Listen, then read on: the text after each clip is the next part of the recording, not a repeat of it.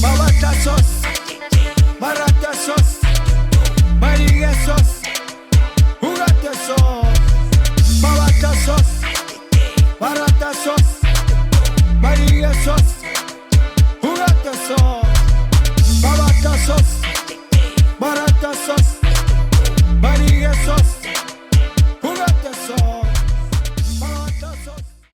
Hi, you're watching Girl Code BW. My name is Loretta Ubising, an entrepreneur and digital marketing strategist. Hi everybody, my name is Amber Binns and I am a nail technician.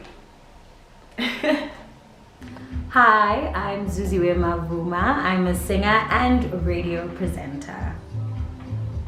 Hey, my name is Gabby. I'm 25 from Botswana. I am a graduate from the University of Botswana and I'm currently a hairstylist.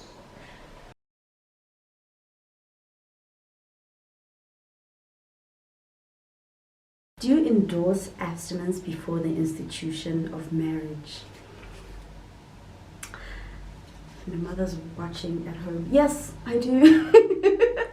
I was raised Catholic, so this was something that I believed in for a very long time, for a large part of my life. Right now, I just believe that two consenting adults should go into whatever agreement that they want in a safe environment, and that should be allowed to be healthy. Okay. Do you endorse abstinence before the institution of marriage? You know what? I just feel like if you're in a relationship and you're of legal age, do you, boo-boo? Do you? Honestly, I can't be the judge of anything like that, so yeah. Do you endorse abstinence before the institution of marriage? Yes. Yes and no, because obviously I've had sex before marriage, but I think it's quite important to take some time to not have sex so that you can build a foundation. It's very important. Do you endorse abstinence before the institution of marriage?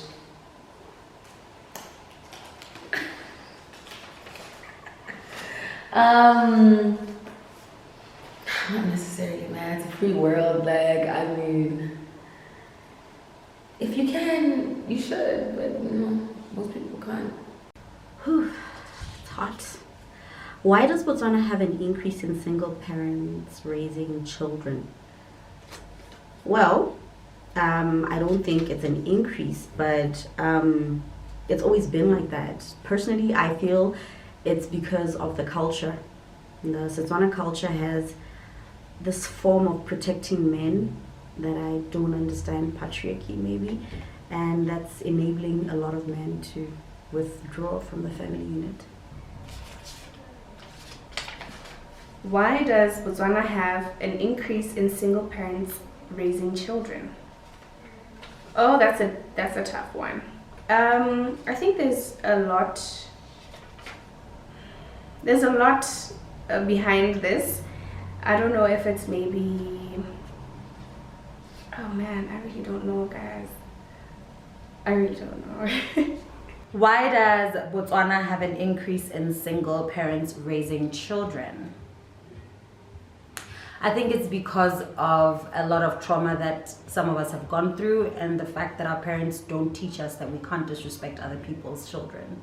Plain and simple. People need to learn how to love and respect each other, but we don't in this country. Why does Botswana have an increase in single parents raising children? Men don't want to do nothing. The men here are so spoiled. Like, it's just like the fact that, you know, what can I say? Child support isn't like, you know, isn't as strict. You know, people don't get prosecuted for not paying child support, so they don't feel like they need to be there for their kids. What general misconception have you noticed men have about women?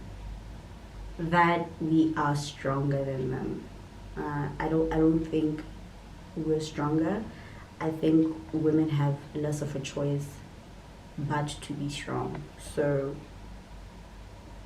we hurt the same way, we feel the same pain, but unfortunately for us, we can't dwell on it and we can't live in it. So we don't have a choice. What general misconception have you noticed men have about women? You know that money thing where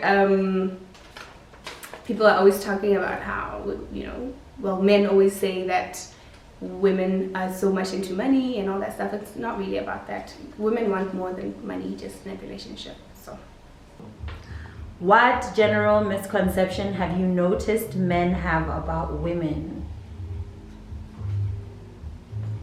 That we all like money, and that if you have sex with a lot of people or your past follows you back, you're just a guarantee.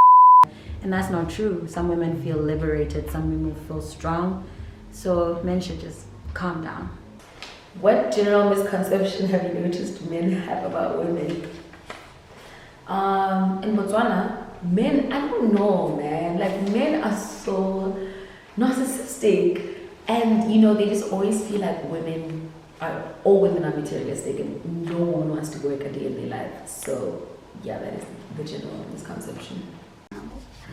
All right. What advice would you give an 18-year-old young Botswana woman? Botswana always feels small, and it is a pond. It's a small pond.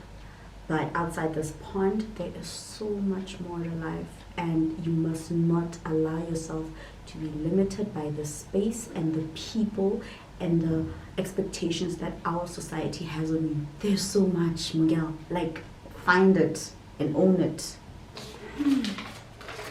what advice would you give an 18-year-old young Botswana woman? Go to school. Finish your degree or whatever, your diploma. Do what you want to do, like career-wise and stuff. It will help you in the long run. Yeah, because hustling is hard. What advice would you give an 18-year-old young Botswana woman? It was 10 years ago. So I'd probably tell her to take it easy and, to focus on what she wants in her life, to work on her skills, whatever she wants to do in her life. If she's good at a skill, she must work on it because she's going to need it. Education is very important regardless of what it is, but focus on yourself, grow yourself, and love yourself. What advice would you give an 18-year-old young Botswana woman? What would I say? I would say, don't have babies. Because not as much as babies are a blessing, but they hinder you from a lot of opportunities. You could travel the world, you could do anything. But work hard, stay in school, get money, then have a family and babies or whatever. Okay. How do you feel about the current leadership in Botswana? I feel like we're being let down. I feel like there isn't a lot of feedback that we're getting, and I feel like there are no goals that have been set. But yet again, we're in the middle of a pandemic, so I don't know. Okay. How do you feel about the current leadership of Botswana? Ish.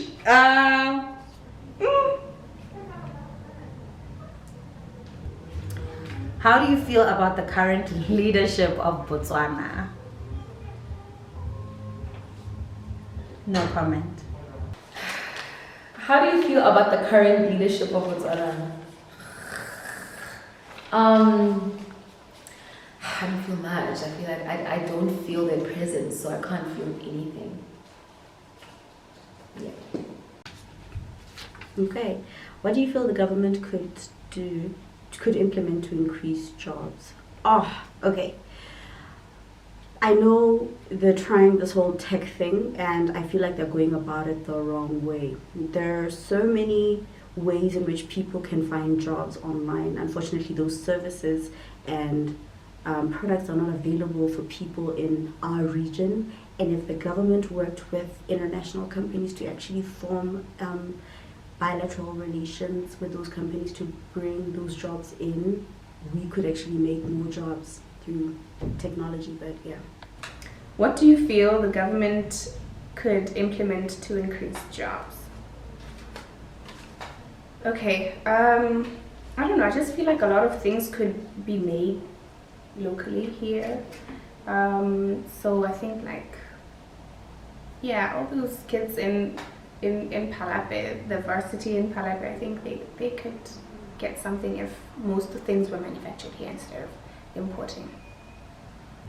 What do you feel the government could implement to increase jobs? Genuinely, I believe people should stop concentrating on what the government can give us, because we've done it, it's not working. So people need to get up and we need to come up with things in order for the new generation and for us to make it, because we are the new leaders. Plain and simple. What do you feel the government could implement to increase jobs? What could they do?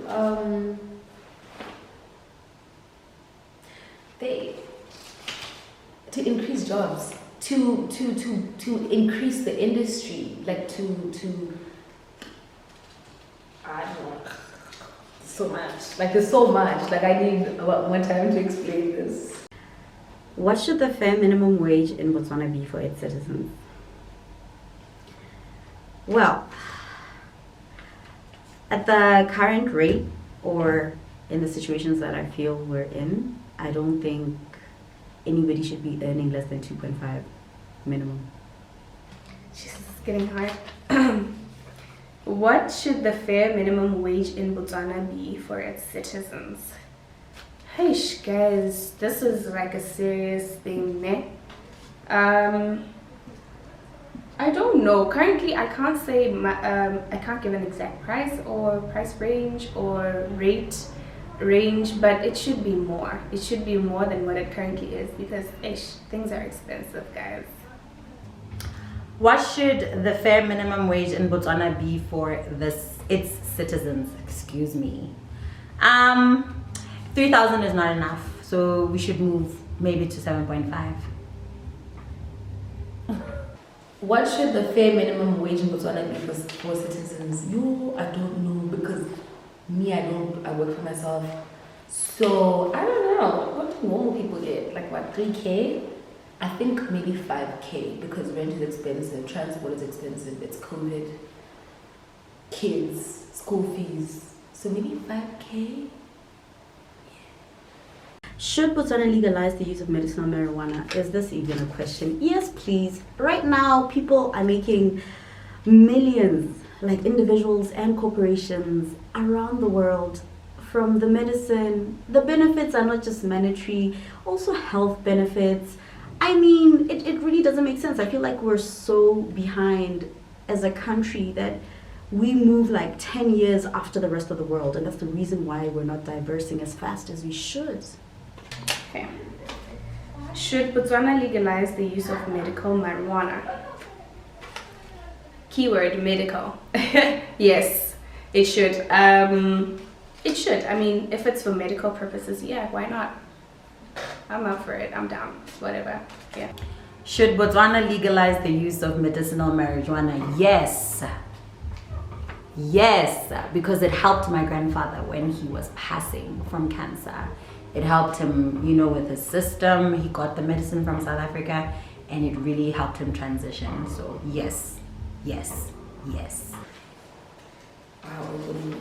Should Botswana legalize the use of medicinal marijuana? Ooh! Yes. I mean, I've heard that medicinal marijuana helps like people with Alzheimer's and stuff. It's just that I think people won't know the limit, and surely there should be something like a way to regulate it and stuff. What valuable social lesson has money taught you about humanity?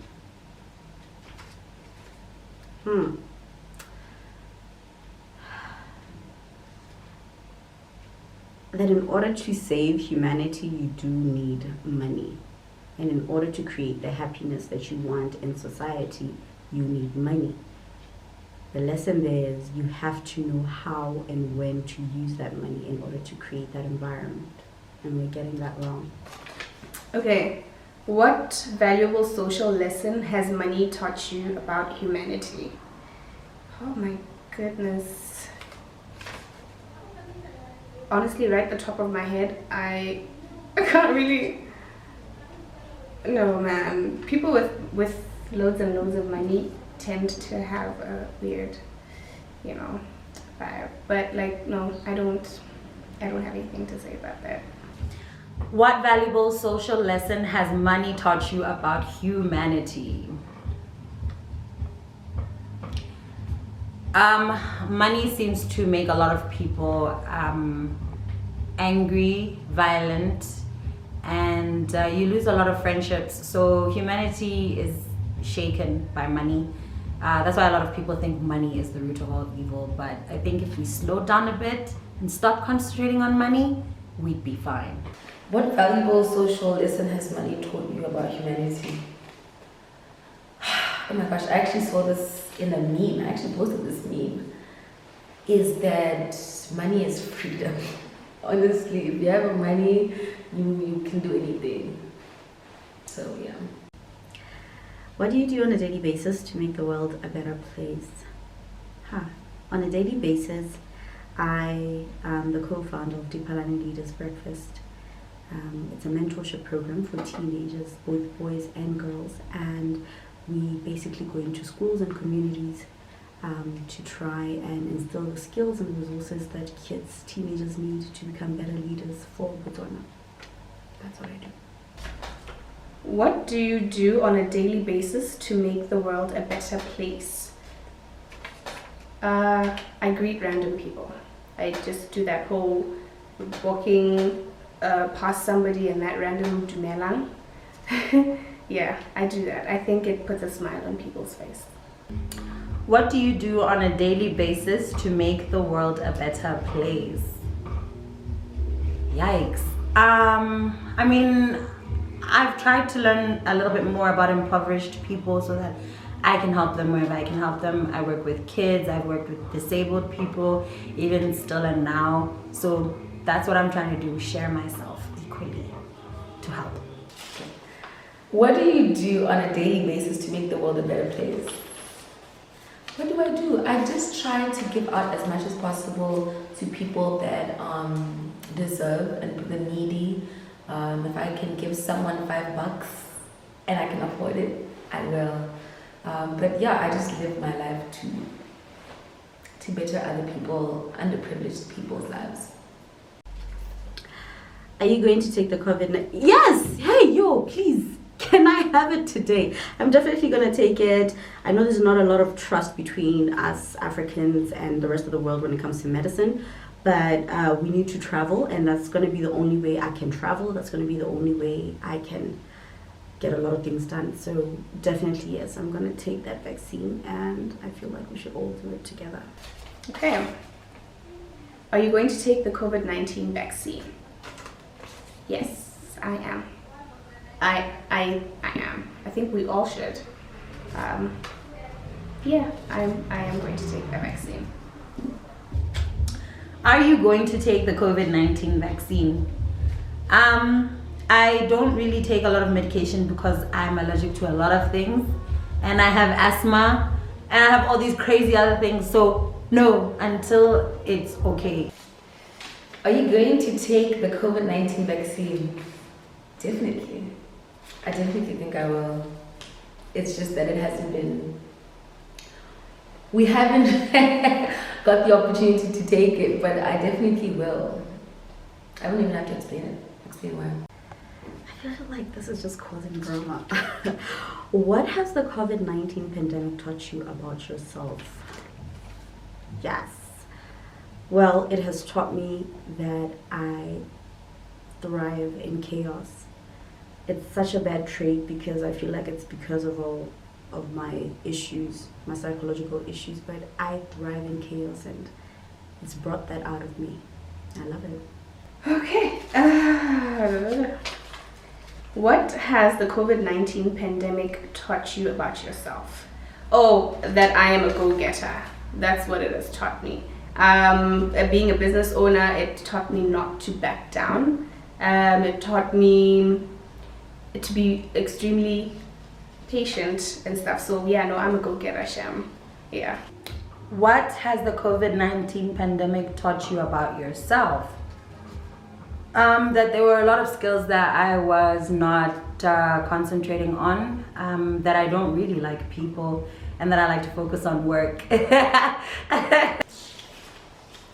What has the COVID-19 pandemic taught you about yourself? It taught me, like, I've always been hygienic. I've always been like super clean with all my stuff, but then like now, like it just taught me that you can't always be relaxed with everything that happens. Like you just need to be on guard, you know, on your toes, and yeah. Alright. What precautions can women take to reduce the high cases of rape? I'm not even gonna answer this. There's nothing women can do to stop being raped. Honestly, there's nothing. Next question. What precautions can women take to reduce the high cases of rape? Raise your sons better. I guess. I mean, it's all about the rapist. That's their problem. The women can't try and prevent anything like that. It's in the rapist's mind. I think that should be fixed. What precautions can women take to reduce the high cases of rape?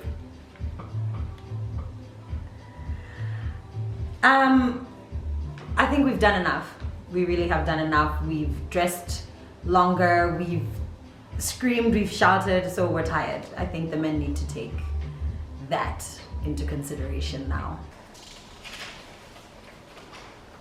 What precautions can women take to reduce the high cases of rape? I feel like you can't justify rape and why it happens, but we should just try and avoid like being at the wrong place at the wrong time, and yeah, just stop being in the wrong place at the wrong time. How do you feel historic slavery has affected your personality? Well, I feel like everything around me is shaped around it. For example, I didn't even like my body until the Kardashians started embracing curvy bodies, and that was only because a white woman was beautifying my body that I hated for so long as a child because of what I'd seen. So it's affected a lot, actually. How do you feel historic slavery has affected you personally? Okay, I really don't feel, honestly, don't feel a personal impact on that. I mean, seeing as that, I mean, I was raised in a different, you know, era where it doesn't really directly affect me, so. How do you feel historic slavery has affected you personally? I don't like to associate myself with what has happened to my people back in the day because it's not who I am. I believe that I come from royalty and that slavery is not a part of my DNA. How do you feel historic slavery has affected your personality? Oh no,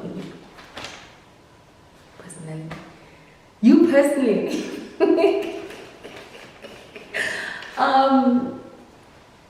Because like there's just this inferiority that we have that against white people, and it's just like we always believe that they're better than us. What do you believe is an appropriate punishment for child molestation? Death, please.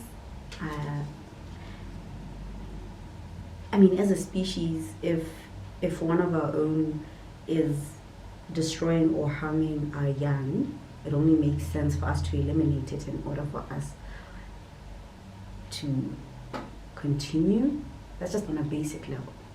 on a deep emotional level, let's just kill people that do that. It's okay. What do you believe is an appropriate punishment for child molestation? Snip, snip. I think the abusers must, I don't know, be castrated or something if it's male, but yeah, like life imprisonment probably. What do you believe is an appropriate punishment for child molestation? Honestly, just like rape, just like killing, they should be taken away from the streets. I don't know if murder is something that we could do, because if I could, I would. But child molestation, people should be taken off the streets. They should be, removed from children, and they should not be allowed to be in places like the parliament. What do you believe is an appropriate punishment for child molestation? Castration, sex offender list, something like that. Yeah, I've heard that they do that in Definitely. Castration, sex offender registry.